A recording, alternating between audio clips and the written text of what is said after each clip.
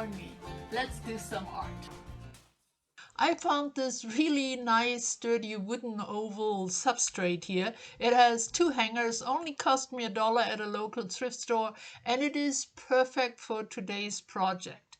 I start with a simple outline using my charcoal pencil, and you will see this a lot clearer as soon as I go over it with a permanent marker. I want to fill in this space to create a 3-dimensional animal face in my assemblage style, and I start by using these Halloween bracelets. These are made for kids from plastic and look a bit like barbed wire, but are easy to cut and perfect to accentuate this outline.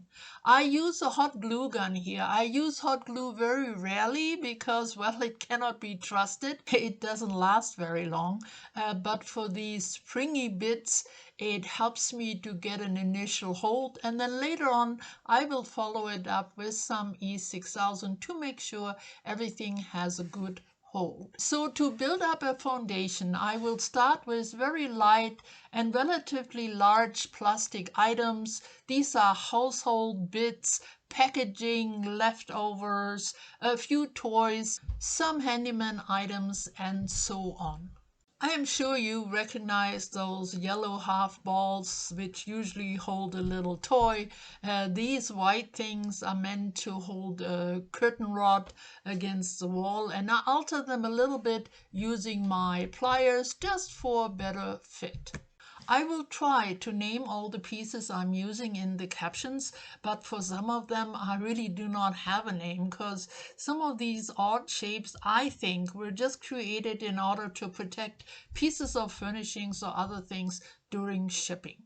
So I will try my best. Now this orange piece, yes, that was made to carve a pumpkin and seems to make a perfect nose. Now after I lay this basic foundation, I will follow it up with some metal components from my broken jewelry stash, some texture and so on, but I believe my process will be very easy for you to follow. Like always, you will find anything you need to know in the captions, as well as the mediums I will be using later on.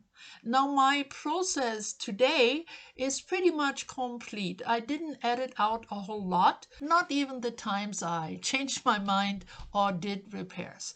Of course, I left out all the very repetitious things and the drying times and so on. But because this was made with much larger items than I usually use, the process was not quite as long as usual, and therefore the editing was a lot easier. So I hope you will enjoy this journey until this fellow is done. In the meantime, I will of course turn you over to some music, but I will be back chatting with you towards the end of the video. Enjoy.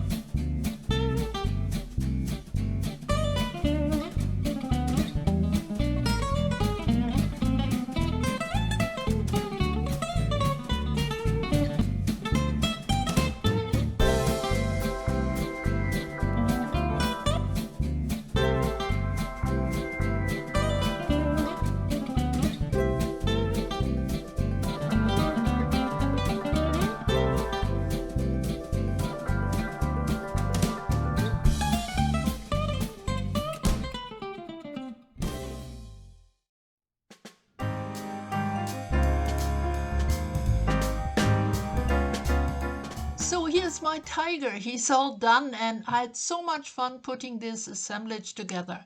Now, initially, I had thought about adding a little label on the bottom, like you often see with these trophy hats, but there was just not enough room on this oval to position him that way, and I'm okay without it. I love the subtle texture of the background with the paper and the gold rub above. As you can see, I kept the back very clean. And let's have one more look at all the details. There's a ribbon and the texture paste here and there.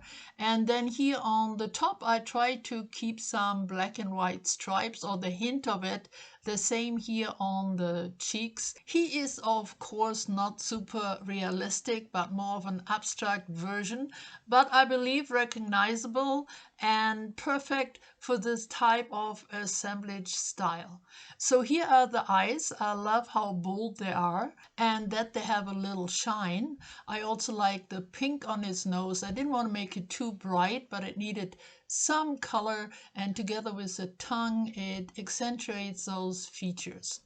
Now, the texture and especially the cheesecloth really helped me to blend in the other colors and gave them a nice transition. Now, you remember that I changed his nose a bit to give it more dimension, and even though he still doesn't have a perfect profile, I think it really helped to bring more life into his face.